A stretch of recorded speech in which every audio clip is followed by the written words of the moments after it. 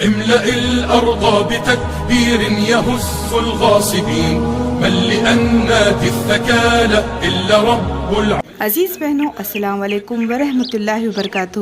آج ہم ان قدرتی نظاروں کے ساتھ ایک سچا، خوبصورت اور بہترین واقعہ سنیں گے جو کہ حضرت سلیمان علیہ السلام سے ہے.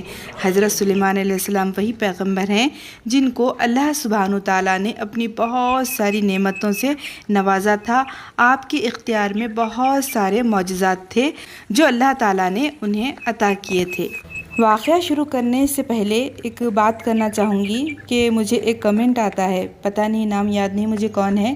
وہ پوچھتے ہیں کہ آپ احادیث کے پیچھے، اسلامک اسٹوری کے پیچھے کوئی پکوان بتاتی ہیں، ریسیپی بتاتی ہیں، اس کے پیچھے لاجک کیا ہے؟ تو دراصل کیا بات ہے کہ لاجک واجک کچھ بھی نہیں ہے. میں جب اپنا چینل شروع کی تھی تو قدرتی مناظر کے اوپر احادیث بتاتی تھی، مگر چند گھڑی رک کر کوئی سنتے نہیں تھے. پھر میں سوچی کہ کیوں نہ کوئی اچھی سی ریسیپی یا پھر میں جو بھی پکاتی ہوں اس کے ساتھ احادیث یا اسلامک واقعہ سنا دیا کروں. وہ خیال آیا تو پھر میں اس طرح ویڈیو بنانا شروع کر دی.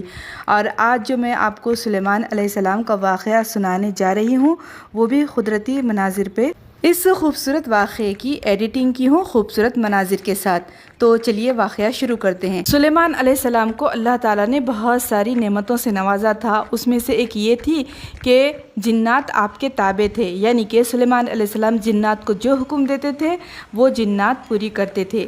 سعودی عرب کا ایک گاؤں ہے لینا، اس میں حضرت سلیمان علیہ السلام کے لشکر کے لیے جنات نے 300 کنویں کھودے تھے. ان 300 کنویں میں سے آج صرف 20 کنویں اچھے ہیں جن میں سے میٹھا و شفاف پانی لوگوں کو دستیاب ہوتا ہے، اور اسے دیکھنے کے لیے دور دراز سے لوگ آتے اس کا نظارہ کرنے اور اس کا پانی پینے. اور بڑے بڑے سائنسداں بہت حیران ہیں کہ اتنے سخت چٹانوں میں کنویں کیسے کھود پائے تھے حضرت سلیمان علیہ السلام.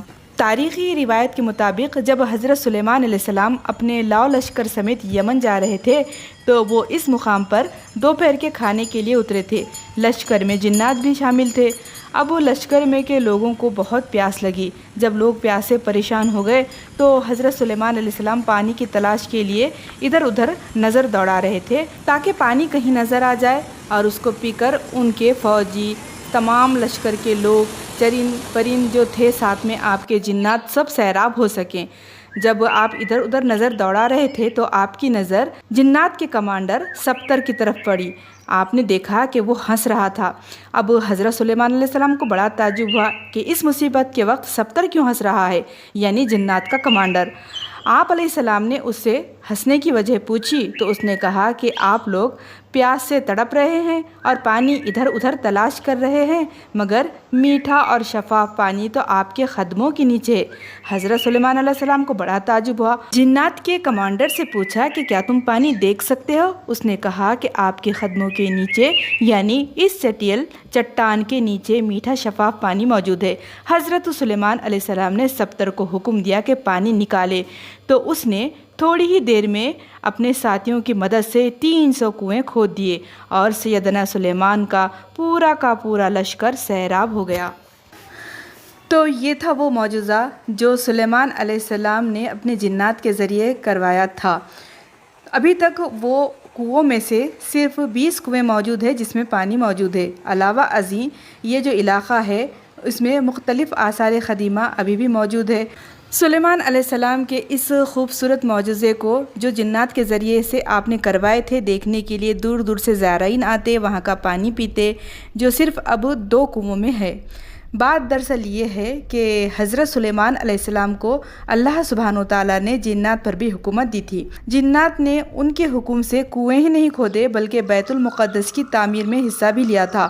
وہ دور دراز سے پتھر، سمندر سے موتی نکال کر لاتے اور ان کی تعمیر کردہ عمارتیں اب بھی اس مقام پر موجود ہے. اس کے علاوہ بھی حضرت سلیمان علیہ السلام جنات سے بہت سے کام اور بھی لیتے تھے جس کا ذکر قرآن کریم میں واضح طور پر کیا گیا ہے. تو آپ کو اس قدرتی مناظر کے ساتھ یہ خوبصورت واقعہ کیسا لگا ضرور کمنٹ کیجیے اور میری خوب ساری حوصلہ افزائی کیجیے. اللہ حافظ.